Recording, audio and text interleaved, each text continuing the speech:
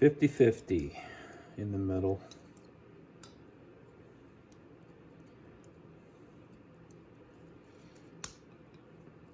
Depending on the tinting strength of your pigment, 50-50 may not be dead in the middle of the value scale, so you have to adjust one way or the other. So that's 3 values, but your darkest dark is too dark and your lightest light is too light to work effectively for representing form or light. And so basically what you want to do is create a darkest dark that is slightly lighter than the tube strength dark. You can keep that in reserve for small accents and details. But just a little bit of white in the darkest dark.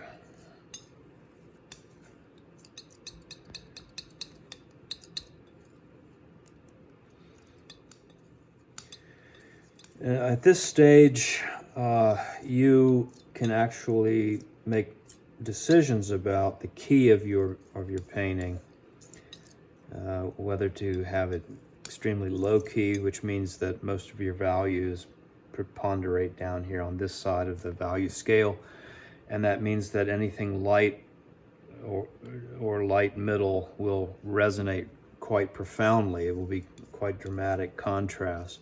That's a low-key painting, such as you see in the Baroque period, Rembrandt and others. Or you can make your darkest dark.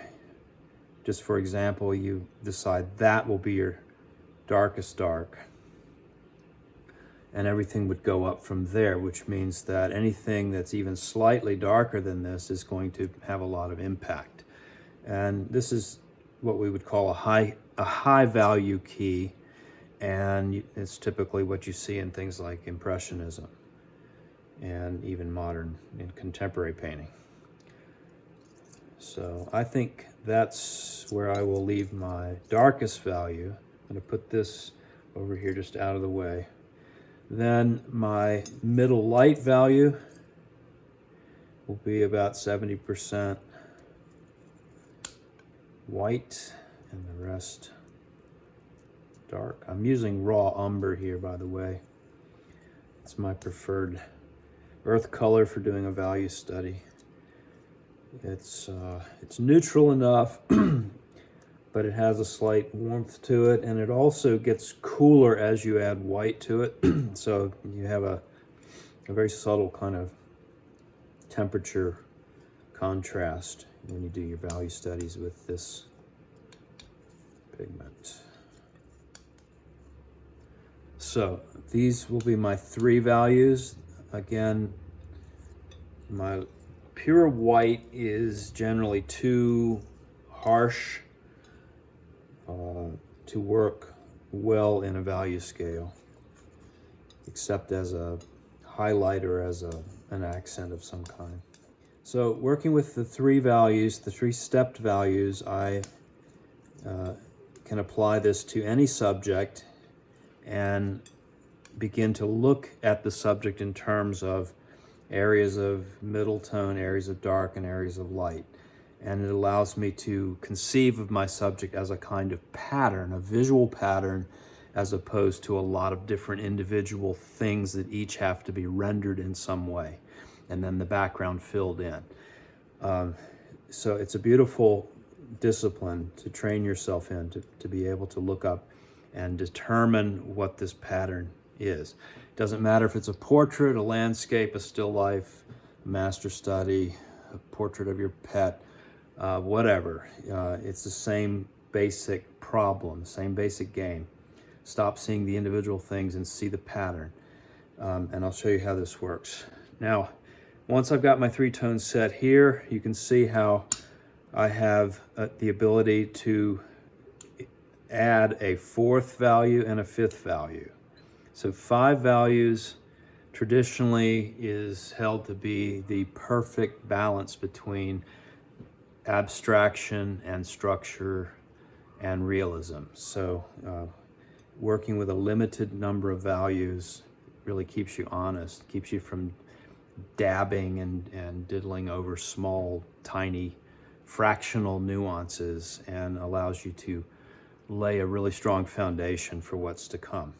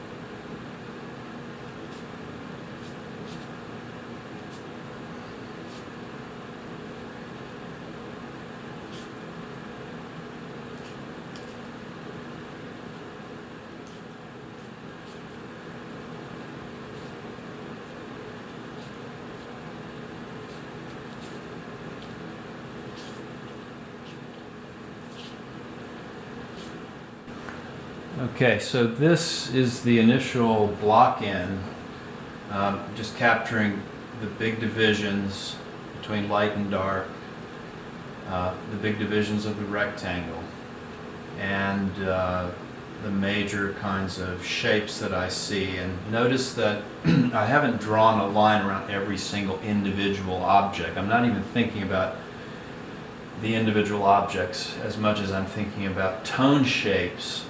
And I know that, for instance, in here, there's a lot of lost edges where the darks of the flowers and the vase relate to the darks behind. So I'm not going to try to delineate every little thing that I'm able to see. I'm trying to apply a standard of of value contrast. And I know that I can elaborate some of these smaller shapes literally wet into wet later, so I don't need to hedge my bets in advance. It just slows the whole process down. So it's more looking almost at silhouettes than individual kinds of details. The flowers you see have a light plane, and they have what is probably going to be a middle tone shadow plane, depending on how light or dark the object is natively. So this is just a kind of rough map. Also, you'll notice in here there's all of this detail about the fabric, the folds and so forth. It's just non-essential stuff right now. It's something that I can improvise later if I decide I need it. Like that might be a nice structural event right here, but other than that, I don't want to get into too much detail. All of this, you'll notice, is middle value. It's middle tone with some nuance towards the light or towards the dark, but for the most part, again, these are more subtle kinds of distinctions, and what I want in my drawing is just a map of these big kinds of tone contrasts.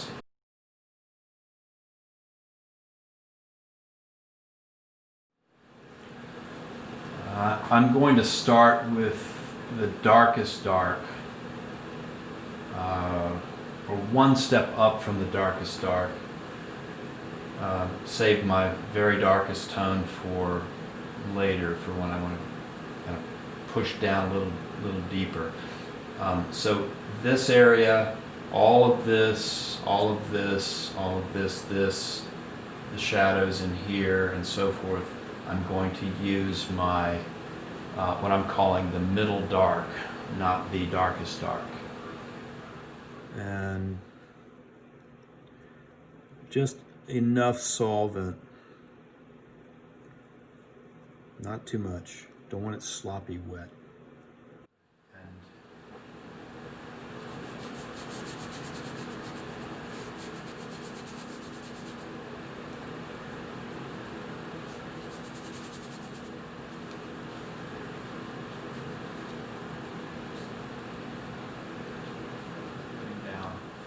Stand for these large passages.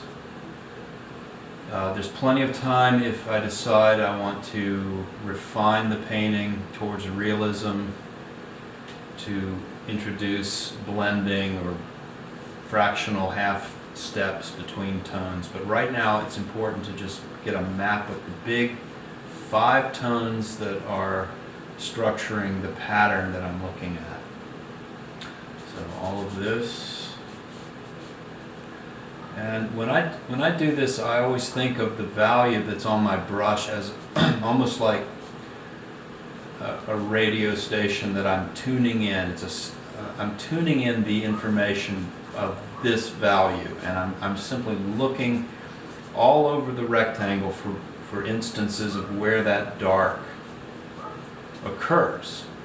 So I'm not rendering individual objects. I'm really painting this pattern that I mentioned in the handout. And here's where you have to use your eye and just assess relationship. Like you can see here, this dark relates to the dark here, so I'm just going to trust that and begin to introduce that tone where I see it as a kind of pattern. These are just shapes, they're tone shapes. There's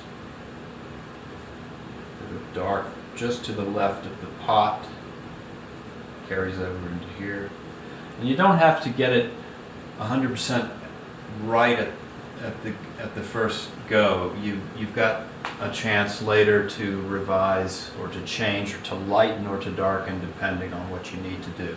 But for right now, I'm really just looking at a pattern of dark as it moves through this entire composition. And you just apply a test. when you look at something, you say, is it part of this dark pattern? Is it lighter? Is it darker? If it's the same or if it's close, you just go ahead and simplify it and connect it. So all of this is part of the dark. There's this nice little linear thing that happens right here. And up into here, at the bottom of the flower, and up in here. Now I'm getting into some of these small shapes. I can work them as negative spaces. As I put down the dark, I can actually project those lights forward.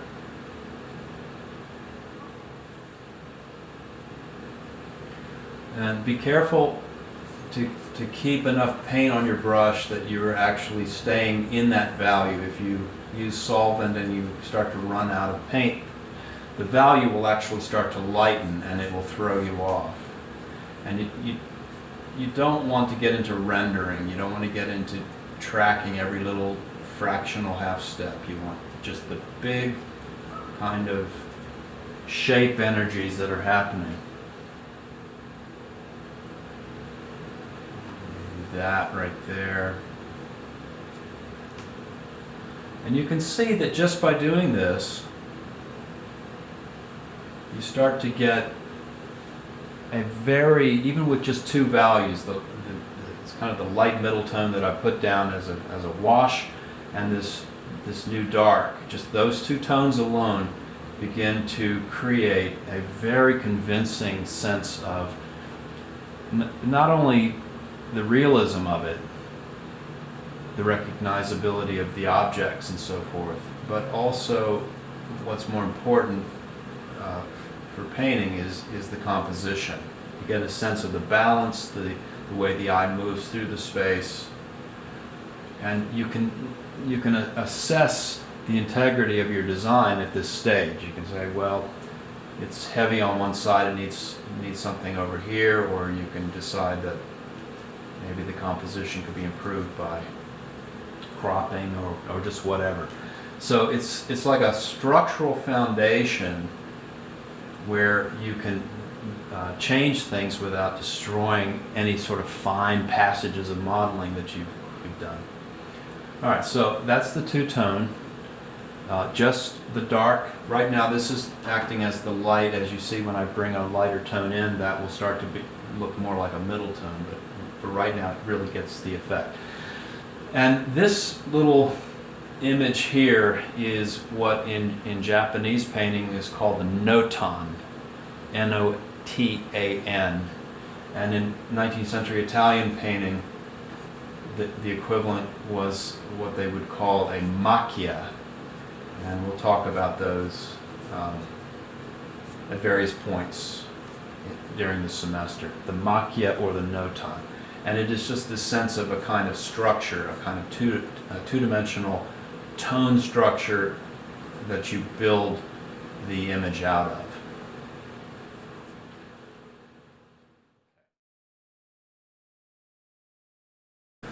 Now I'm going to go for the middle of the road, just the middle value.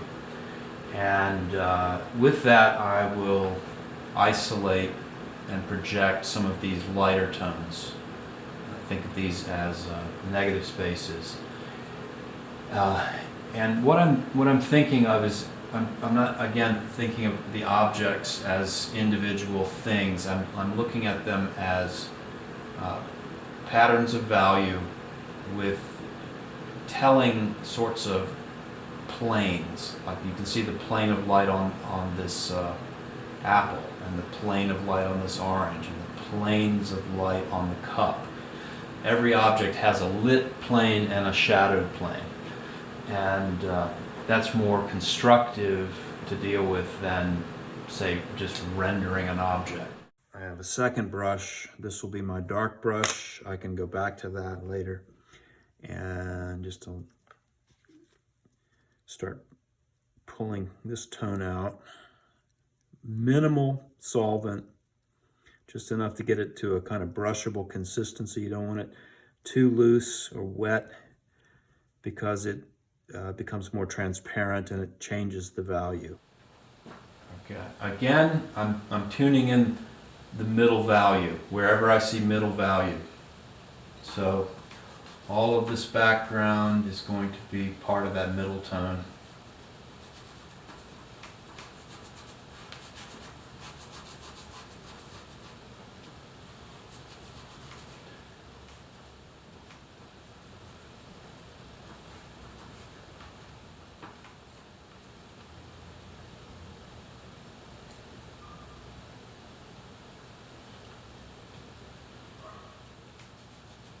And right here, in these areas, you'll see what I have called lost edges, the places where it's not easy to distinguish the boundary of one thing and another.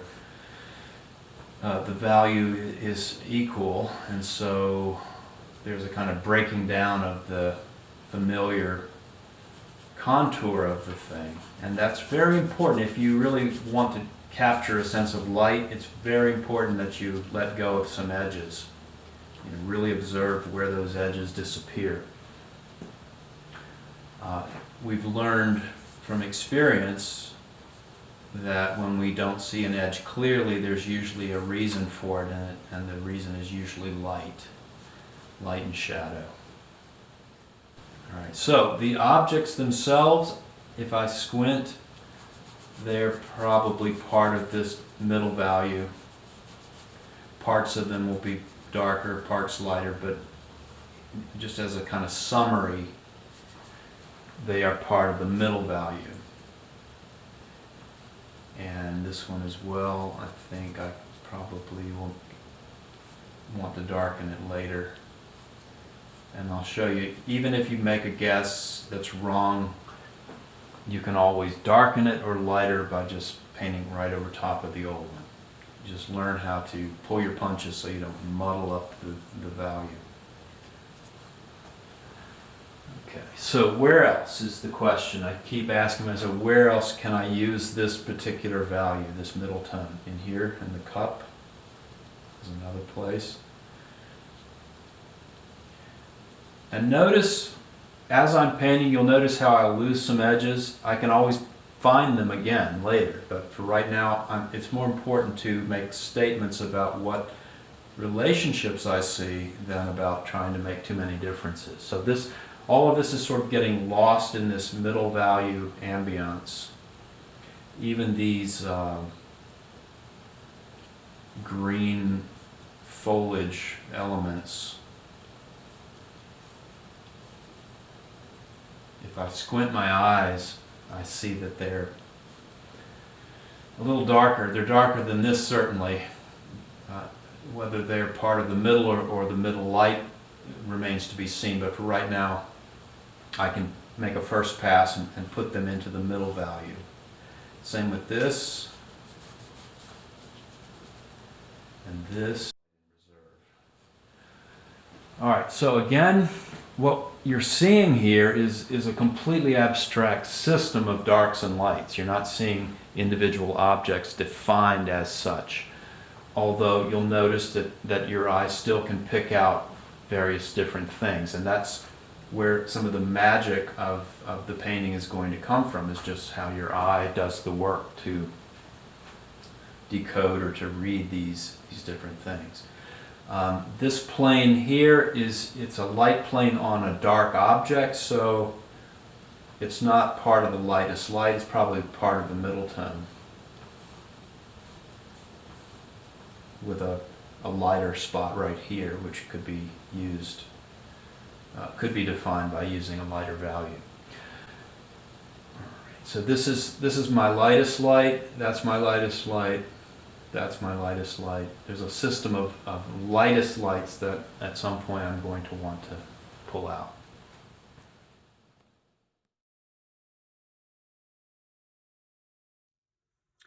All right, so now I'm going to go up one value to my middle light, still keeping that in reserve, keeping both lightest light and darkest dark in reserve. That's sort of the last thing. All right, now I'm working with middle light, and this should allow me to distinguish some of the tones that are part of the middle value but are lighter. And as I do this, notice how the luminosity begins to come into it, how it's just the operation of the values on the eye that begin to speak to these presence of light and how it defines form.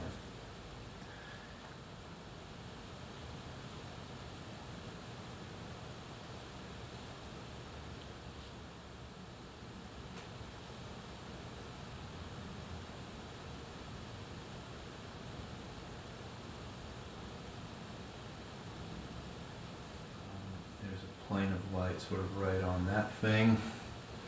Nice plane here. Plane here. So I'm just looking again for wherever this occurs, wherever this value happens to occur in the painting. And some of these areas are quite small, and I want to just summarize them without getting too caught up in their intricacy. Just a placement, a rough scale, and a particular tilt to that. Here's a place where I can paint wet and wet and introduce this sort of linear plane that kind of comes in. Notice I'm turning the brush on the side, so I have almost no pressure on the paint. And there's enough paint in the brush that it flows off onto the skin of the last value without digging it up. If I were to continue tormenting this thing with a brush, it would mix and muddle. And you just want to learn how to use your brush and the angle of your brush and a certain brevity of attack to keep from muddling those layers up until you're ready for that to happen. This is where a lot of beginners get in trouble with painting. They just overbrush everything until it's all just a big muddle. Anywhere else, maybe right in here, the way the pages of this book come up like that, and right here. Okay, now I'll have ample opportunity at any point to jump back to one of these values that I need. I don't need to be 100% systematic about marching through the tone.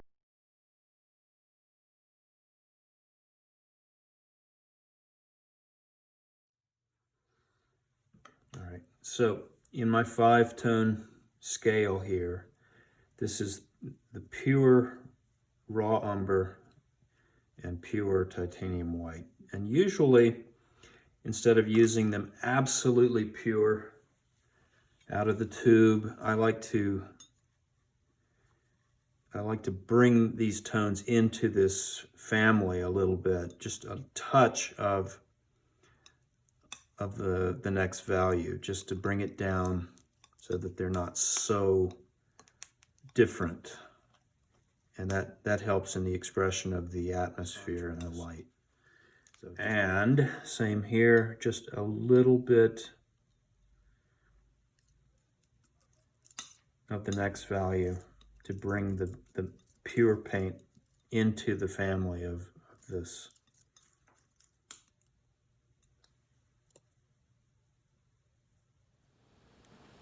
Looking at the darkest darks, it's pretty obvious that they're in here. And I'm just painting right over top of the earlier value. I'm doing it in a deft sort of way so I don't dig it up. I don't want to continue to brush endlessly, otherwise I end up with a kind of fraction between these two tones, and I don't want that, because that just begins to add an unnecessary complication to it. All right, in this object there are places that are even darker than the original tone, so I'm going to just look for those, like down here at the bottom and over to the right of this object, which is away from the light, to places where it's even darker. maybe along the edge right there. And if I've accidentally picked up another tone, what I want to do is immediately get that off of the brush. Just wipe it in a rag. I want to know what tone is coming off the end of my brush at every moment. So I'm very intentional about what value I'm trying to express. So in here, some really nice darks.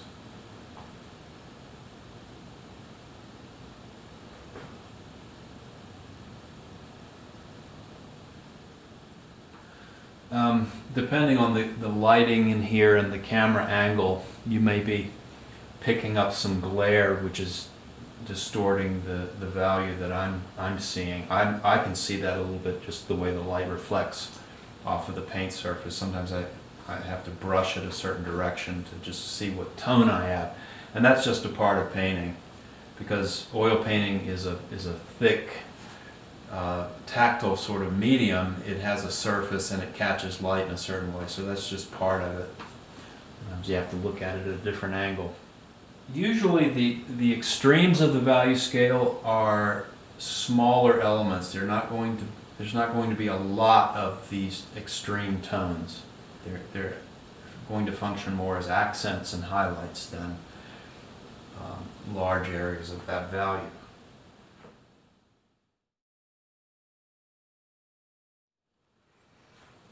The last thing I'm going to do in terms of the value scale, I'm going to now use the very lightest value and start to find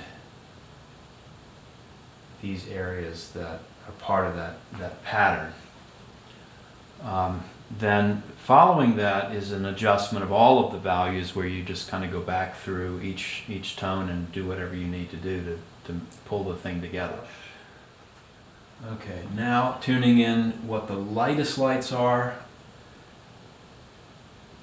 Obviously here, and in here. I'm not going to sweat minor little nuancy kinds of tone changes. I'm going to try to group things together.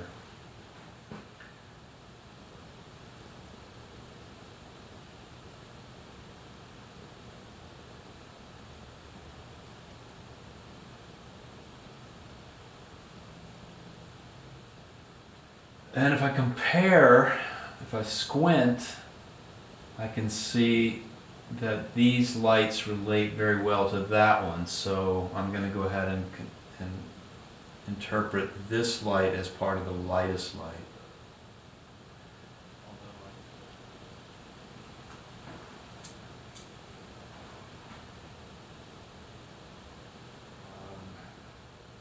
I'm going to keep these values as part of that light middle, rather than try to put them down as the lightest light, just because I don't want to have that popping forward too much. It seems to work okay. All right, now I think it's time to do some of the dark work in here. I'm going to go back to the middle dark and distinguish this conical looking form.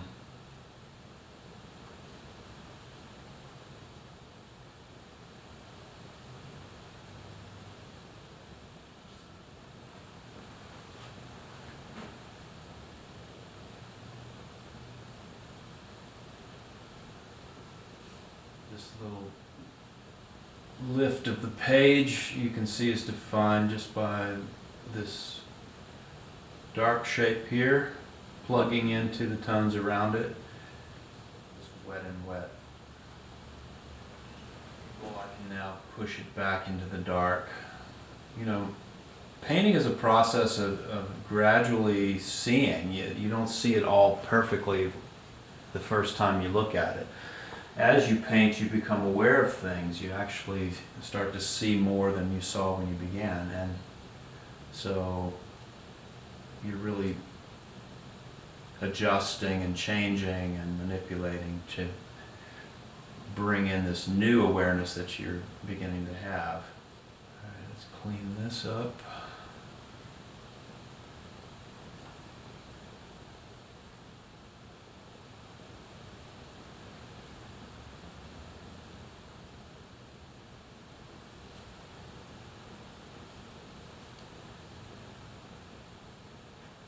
There are passages on this apple that are darker than the middle value that I originally painted them in. So now be careful when you're doing wet and wet work that you don't dig up especially if you're changing the value.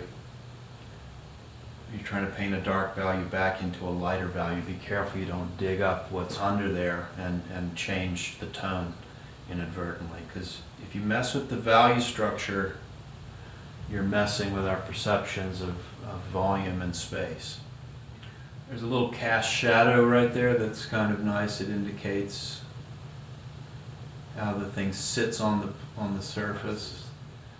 I'm starting to become aware of smaller and smaller bits, and that's really where you want to be careful, because as you develop detail, you can actually mess up just sort of the beauty of the whole. Because details.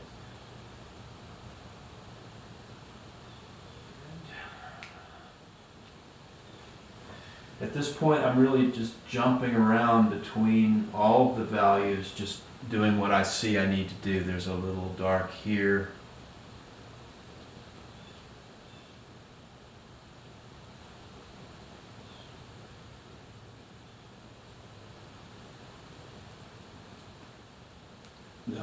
This cut glass thing it's nicely ensconced back in here. A lot of the edges are somewhat lost or downplayed, but there are a few places maybe where I can define it a little bit just by noticing a highlight here or there that seems to put it into context. Anyway, what you're painting here is a kind of study. It's a sketch. It's not a finished painting, so you don't want to over labor it. You can see a great beauty in this sort of a study. Just the kind of economy of it is kind of compelling. But you can also, if you want to, you can think of it as a foundation for even further work, where if you were a high realist and you wanted to really get into the nuance of what you see here, what's already laid down is a foundation for beginning to address some of the softer gradated changes between tones. You can blend, you can do what else you see to do. You can add details. But it's important, I think, to make enough of these studies where you just leave it alone, so that you really drive home this idea, this foundational idea of building a kind of pattern, a structural tone pattern that you can do different things with. It's very tempting once you see it and you feel like you're in control to really dive in there and start messing with it, but just let the thing ring, let the notes ring.